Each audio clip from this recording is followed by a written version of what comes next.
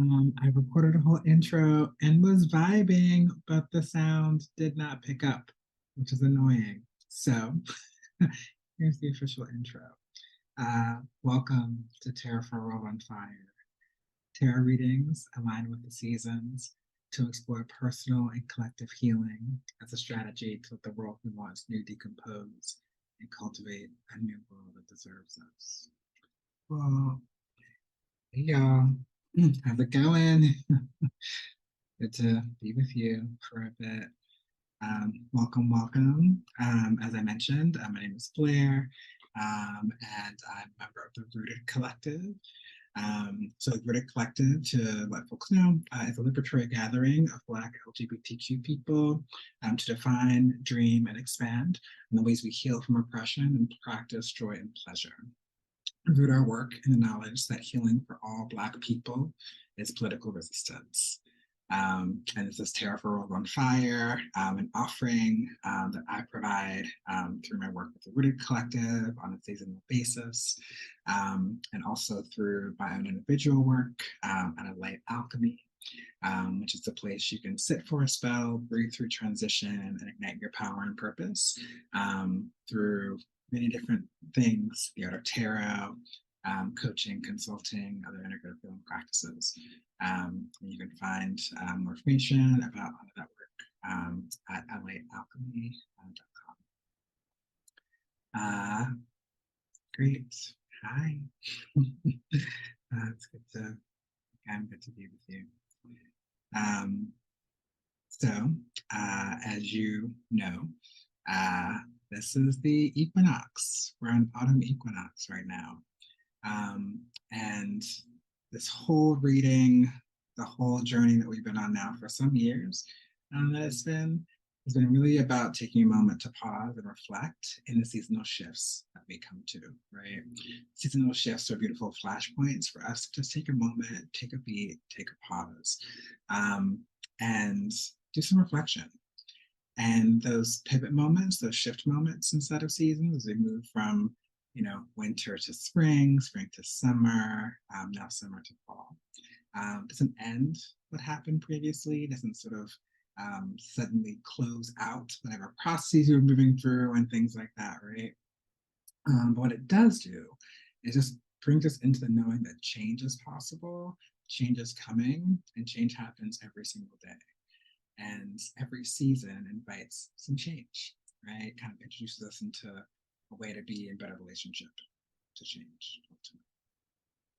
And as I mentioned, we're currently moving into the season autumn. So autumn is the favorite season for me. It's a birthday season, it's spooky season. We get some cute sweatery things going, scarves come out, all these really beautiful things. Means a lot to me.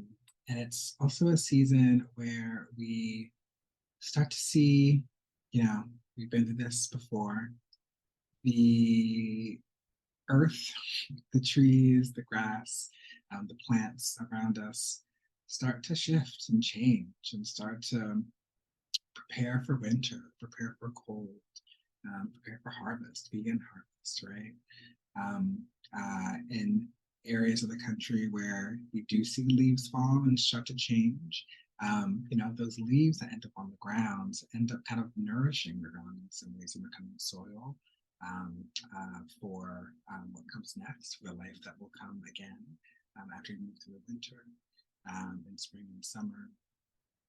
And I think I've been reflecting a lot on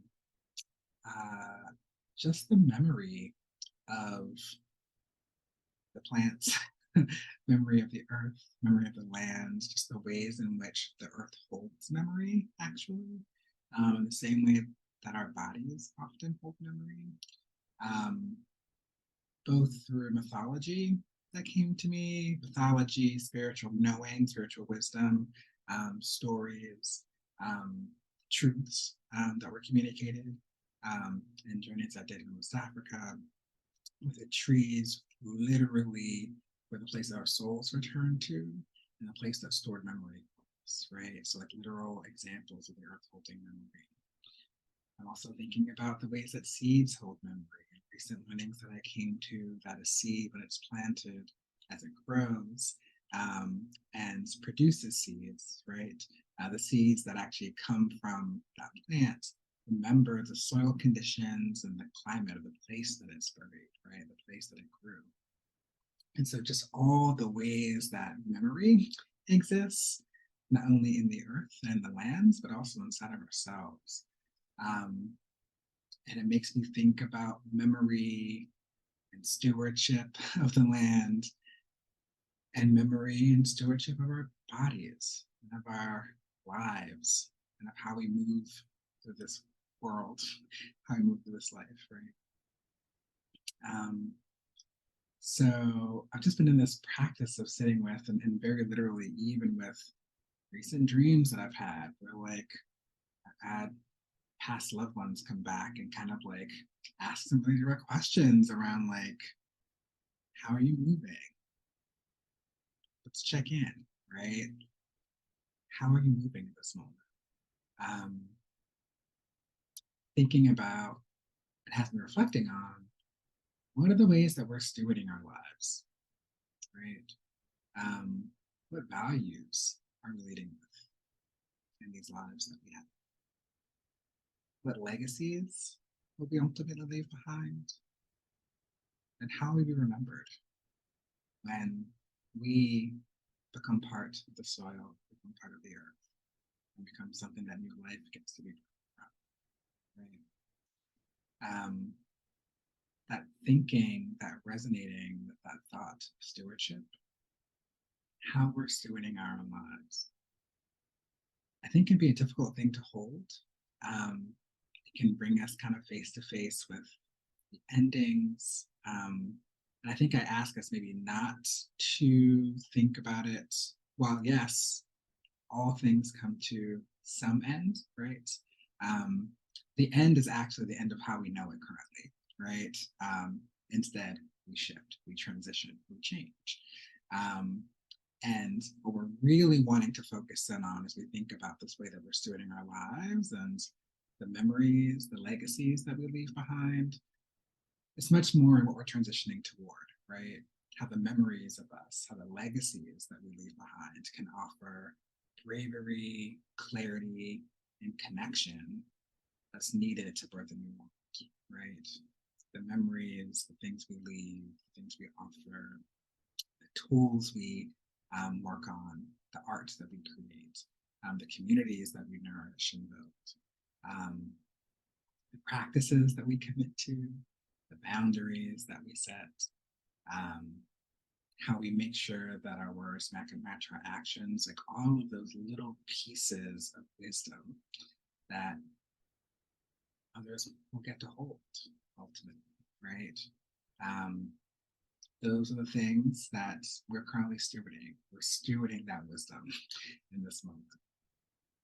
All year long, the earth has been stewarding the memories of the soil, of the sun, the climate, of the water.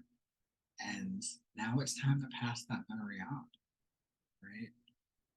So it's just asking us to come to this moment like the earth around us. How are we stewarding ourselves? What memories are we leaving behind? And how will we ultimately remember? And so in that, there's an invitation. And the invitation, thinking about as we pivot towards our healing practice, which we always offer inside of these tarot readings too, is just an offering to kind of maybe bring us to a tangible thing that we can hold, that we can do, that we can try as it relates to our individual and collective healing, is to ask us to think about and do some journaling, right? Around how do we want to be remembered? What does that look like? When folks call on you as an ancestor, what are they saying? How are they naming you? How are they lifting you up? What words are they speaking? What items are they bringing to their altar? What gifts are they laying out?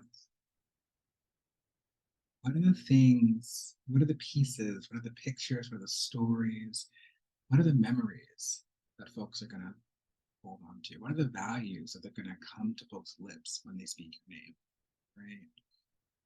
How will they know you in community? How will you remember ultimately? And so the invitation is to do a journaling practice, to actively be in reflection with that question and see what comes up. And in answering that question, there's all sorts of potential pivots that can exist inside of that question where you're like, damn, this is how I'm trying to live. And I'm not doing that right now, right? I'm like in a little bit of a moment. And so, what is the elegant shift that I can make? What is the change that I can move? What is the action I can take to make sure I remember well, right? How can you be remembered well? And ultimately, how can that memory create an expansive and powerful and fierce community that will know your name and that will use it as fuel in the fight for our liberation, right? That's the invitation. Slowly with it if you need to. Take your time. This season, it feels like, has been one of a lot of change and shift. I've been through a lot of change and shift this past season. And it's also been when we've experienced actual literal physical loss in our lives, right? Of loved ones, people that we care about, people that we know. And so this question might feel a little bit tender.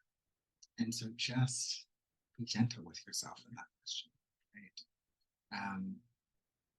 And it can be an invitation to reflect on a loved one, right? Really be in that beautiful sort of memory practice, someone that meant a lot. But you to like love on for a little bit by being inside of that memory. To give you an example of a place to start. So just a place to play and see what comes. Take a tiny little step towards it. Feels like too much, take a step back. Come back to it later when there's more capacity and space. When there's a little bit more, take maybe another step and a half, but just be inside of this question. Because the way we build the world we want to live in is ultimately inside of the ways in which we steward the world that we're living in now. And the way that we do that is through our own lives. And that's the work, right? Ultimately, that's the work. So that is my reflection for the season of life. It's helpful and useful to you as a practice to consider. So we're now going to pivot into the tarot reading itself. So as we do, I have tarot cards that we use for this reading. The deck being the Next World Tarot, still staying in this tarot deck. It's a really great deck. And the question that we always ask as it relates to this question for this season is, sorry, 1 second, let's organize myself. I'll shuffle as we do this.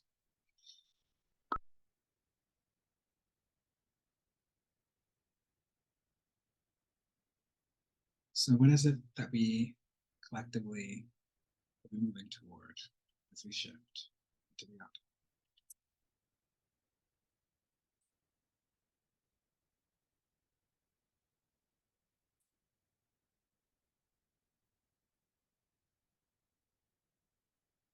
What is it that we collectively should be moving toward as we shift into the autumn?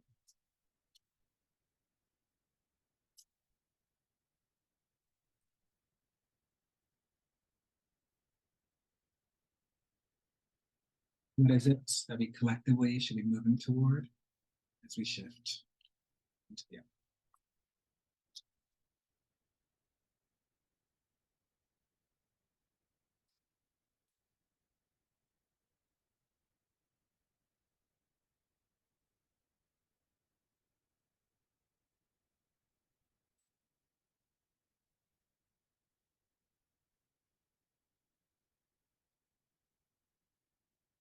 hmm.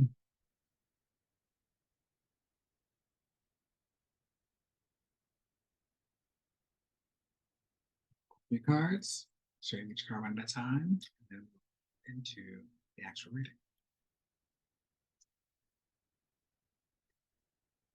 First card is the King of Wands.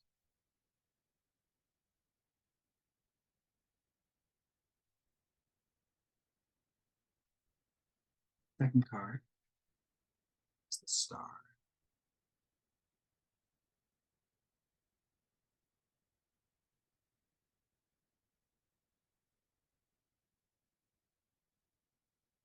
Third card is the Moon.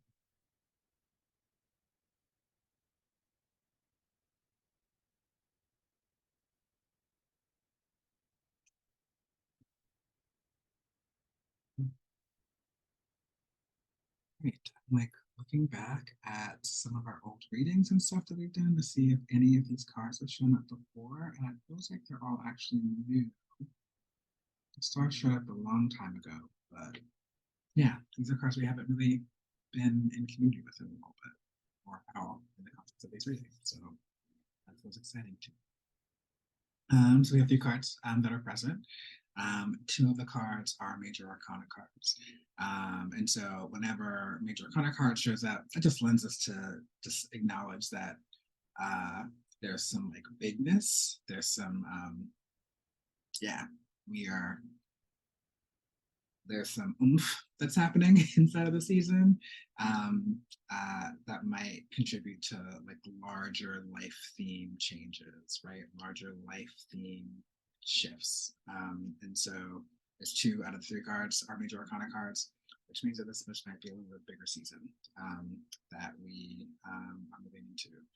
And so just to acknowledge a name too, in the last meeting that we had for the summer, we actually had three major arcana cards.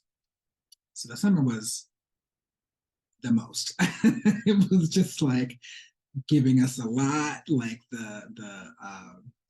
the changes and the major life sort of considerations and reflections and stuff were turned all the way up over the summer. In the autumn, we're still turned up, but we've turned down a little bit of a notch. So we might be in more of a reflection period, whereas summer was like there were maybe might have been some big changes that were occurring, some big reflections. I'm like, oh, I need to like some big awakenings might have come over the summer, right? This fall, still big, but we are like, okay, so we're going to turn things down just a little bit so we can actually now be in the process of, if we haven't made those changes, making them. If we, yeah, need to make a move, still do it, but it just like turns down the heat just a slight bit. So just know that a little less hot this autumn than it was this summer. But the energy of that big change the, is still there, still present. So we're going to start with the King of Wands. It's the only minor arcana card that shows up inside the deck, inside of this reading, inside of this poll for autumn. And the King of Wands is inside of the Wands. Wands, again, this has come up consistently. Just Wands in general have, I think, been the most consistent suit that we've seen inside of these Terra for World and Fire readings. Wands being a suit of creativity, of inspiration, of our hopes and dreams, of creation, of art making, and a lot of the pretty direct stuff that we've gotten over the course of this whole series, right? We've been doing this now since 2020, has been to get inside of your passion project, get inside of the thing that makes you feel alive, create, create, create. That's been like the big message. one of the big overarching message over these past 3 years. It's really asked us to create. And so with wands being present again, that message sustains, it continues. The need to create, the need to make art, the need to vision. And the King of Wands being a very like action oriented, very just like it is like the energy of like creating and kind of being on your shit while doing it, right? There's a lot of passion and heat that exists inside of the King of Wands card. There is a lot of like mental clarity and focus as it relates to doing this work of creation, of dreaming, of manifesting. And so just like that, yeah, it's just like you're in your boss shit, right? Like it's like really stepping into seeing the world around you as malleable and one that can be changed and can be shifted. That's the energy that the King of Wands brings. It's really being able to just take things and change and shift and move and recreate through heat, through passion, through art, through like just the creativity that exists in our lives. And it's asking us to not only create but recreate, right? So I think sit inside of that, right? Sit inside of the truth that you may be in a space right now where things feel like they cannot change and are not changing, but actually everything is malleable. Everything can be remade into something else, right? It's literally how energy works. Really adopt that knowing inside your body, and then do what you need to do to recreate, right? Um, and of course, we're clear that there are lots of structures that exist to like block us from being able to access that kind of power. But the truth is that power gets revived inside of community, that power gets restored collectively, right? And and we get to use that fire, that passion, that creativity to build things that ultimately do work for us inside of our spaces, right? Inside among our people in places that make sense. And so really asks us to like know that it all can be changed. So change it. That's the ask and stuff inside of the King of Wands code. Which is I think an important message coming from such a big life theme shifty sort of summer, right? Is that maybe it felt big and everything can change. So you got it. The star card asks us to kind of get into it, get out front and center, be take that really bold step forward, and allow yourself to not allow yourself a moment to shine. Allow yourself a moment to get in the front. Allow yourself a moment to lead. What does leading look like? What does leadership look like inside of your body? What does it look like inside of your community? What does it look like inside of your workplace? What does it look like inside of your home? What does leadership look like on the most micro level or the most macro level, right? And we're not talking about like hyper capitalist, like white supremacists, like bullshit, right? We're talking about like really deeply values based and driven leadership. We're talking about leadership that mimics nature. We're talking about deep, resourced, and interconnected leadership, right? So what does it look like to take a step forward and really be one of those key nodes inside of the web of change that we're creating? What does it look like to be in front for a second? What does it look like to lead? So the star is asking us to not be afraid of that limelight, of that moment, where our voices might need to be more present, and just do it. That's also been a pretty consistent narrative here, is like, let the fear fall. The fear is not serving us. Just get in front. So this is more of that. The star is saying, yes, get in front for now. We each get to be in front. And this is your moment to do that. And then follow with the moon. And the moon is a really powerful card and it comes actually right after the star. So like chronologically, as it relates to the journey of the Fool in the major arcana, which brings us from like, the point of newness and naivete and starting something from nothing and taking the first leap to completion and wholeness. This is towards the end of that journey. But after the star comes the moon. And the moon being a card of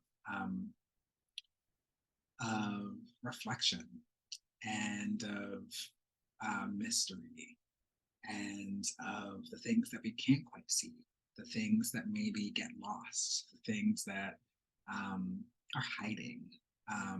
Asks us to not forget those things, not forget the things that are hiding, not forget the things that we might have like shoved down really deeply, to not forget our dreams and the power of our dreams, not to forget our intuition and the things that kind of direct us and move us in ways that we might not always trust, right? And it's like, I just don't feel right, and maybe that could be an ancestor tapping on the shoulder, right? And so just like really wanting to really be thinking more about some of those gray spaces that exist, like our shadow stuff, like our mysteries, like our intuition, like our dreams, the things that are just more like nighttime, right? More not as visible often in the sun, but sometimes come out in the times when we're sleeping, or the times when we are inside, the times when we are reflecting, right? So it's asking us to do this like leadership work with a lot of reflection and not forgetting about the power of our ancestors, the power of intuition, the power of our dreams, the power of our people, power of like the magic that also helps us to live a life that we're individually trying to live and collectively trying to live. So it's just kind of bringing back in that message of not alone, and make sure that you work through your stuff, right? Consistently working through your stuff. Because when we take steps forward, we work through our stuff, we cause more harm. And that's just, that is just it. That just is. So we have to make friends with the stuff that is scarier or harder, or that we've been pushing down. We have to get more comfortable with that it is. We have to know it. We have to become aware of it, so we don't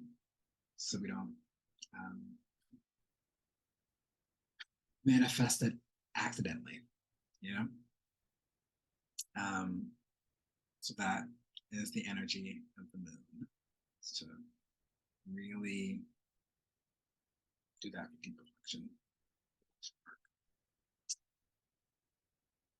That all feels like it makes sense as it relates to our legacies, and like the kinds of how we want to be remembered. How does it look like? I think that answer was pretty clear. Knowing that we can change our surroundings, taking a moment to stand in the front and be clear about who we are and be practiced in leadership, while also doing some of the deep reflective work to make sure that we are not causing more than we need to be or should be. Mysteries, dreams, intuition, being in some of that stuff, being in some of that great stuff, learning some of that stuff. And that is Tarot Gold on Fire for this season. So thank you for being here. This is actually literally on the equinox when I'm recording this. And I probably won't post the next day because it's relatively late. But thank you so much for being present. I'm so excited to be with you again for this season, and see you next time. So much love. Take care of yourselves. Here's some music.